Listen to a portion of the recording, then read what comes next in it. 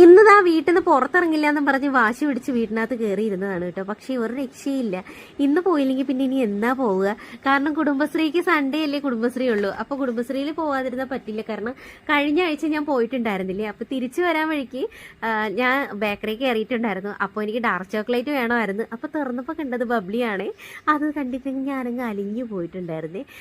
എന്തായാലും അതവിടെ നിൽക്കട്ടെ. ഇപ്പൊ ഞാൻ എടുത്തിരിക്കുന്നത് ഡാർക്ക് ചോക്ലേറ്റ് ആണ്. കാരണം അവർക്ക് ജ്യൂസ് കൊടുക്കാൻ നേരത്ത് ഞാൻ ഈ ഡാർക്ക് ചോക്ലേറ്റ് വെച്ചാണ് അഡ്ജസ്റ്റ് ചെയ്യാറുള്ളത്. കാരണം ആ ഒരു ഫ്ലേവർ കിട്ടുമ്പോഴത്തേക്ക് കുടിച്ചോളും. അപ്പോൾ അതൊക്കെ മേടിച്ചിട്ട് പുറത്തോട്ട് ഇറങ്ങിയപ്പോൾ കാണാം ചേട്ടനും മക്കളും കൂടി വന്നിട്ടുണ്ടായിരുന്നേ കടിയൊക്കെ മേടിക്കാൻ വേണ്ടിയിട്ട്. അങ്ങനെ കാത്തൂനെയും കണ്ടിട്ടുണ്ടായിരുന്നു, കുഞ്ഞിപ്പെണ്ണിനെയും കണ്ടിട്ടുണ്ടായിരുന്നേ.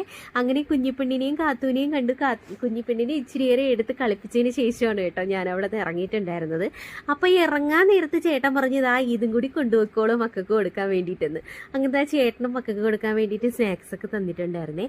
അപ്പോൾ ഇത് ഞാൻ ജനിച്ച് വളർന്ന എൻ്റെ നാടാണ് കേട്ടോ, ഊരുപുഴ. അങ്ങനെ അവിടെ നിന്ന് നേരെ തിരിച്ചു വരാൻ നേരത്ത് എനിക്കറിയാമെന്നുള്ളൊരു ചേച്ചിയുടെ വീട്ടിൽ ഈ ഓറഞ്ച് ഉണ്ട് കേട്ടോ. അപ്പോൾ എനിക്കിത് ഇവർക്ക് ഫ്രഷ് ജ്യൂസ് കൊടുക്കാൻ വേണ്ടിയിട്ട് ഞാൻ കൂടുതൽ ഇതാണ് എടുക്കാറുള്ളത്. അപ്പോൾ അതൊക്കെ പറിച്ചിട്ടാണ് കേട്ടോ വീട്ടിൽ വന്നപ്പോൾ ഉണ്ട് അമ്മ ആകെ പണിയെടുത്ത് ക്ഷീണിച്ച് ഇങ്ങനെ നിൽപ്പുണ്ടായിരുന്നേ. അങ്ങനെ ഇതൊക്കെ കൊടുത്തപ്പോൾ അമ്മ ഹാപ്പി ആയിട്ടുണ്ടായിരുന്നു കേട്ടോ. കാരണം ചേട്ടൻ മേടിച്ച് കൊടുത്താണെന്ന് പറഞ്ഞപ്പോൾ ഇതൊക്കെ മേടിച്ച് തന്നു. അപ്പോൾ ഞങ്ങൾ പറഞ്ഞു ഇല്ല, ഇത് പുറത്തുനിന്ന് ഞാൻ പറിച്ചിട്ടുണ്ടായിരുന്നതാണ് എന്നിങ്ങനെ പറഞ്ഞിട്ടുണ്ടായിരുന്നേ. അപ്പോൾ അതെല്ലാം കഴിഞ്ഞ് വന്നപ്പോഴാണ് മില്ലിൽ പോകണമല്ലോ എന്നുള്ളൊരു കാര്യം അമ്മ ഓർമ്മിപ്പിച്ചത്. പിന്നെ മില്ലിലേക്ക് പോയി അരിയൊക്കെ പൊടിപ്പിച്ച് വന്നിട്ടുണ്ടായിരുന്നേ. അപ്പം ഞാൻ നേരത്തെ ഉണ്ടാക്കി വെച്ചതാണ് കേട്ടോ പായസം.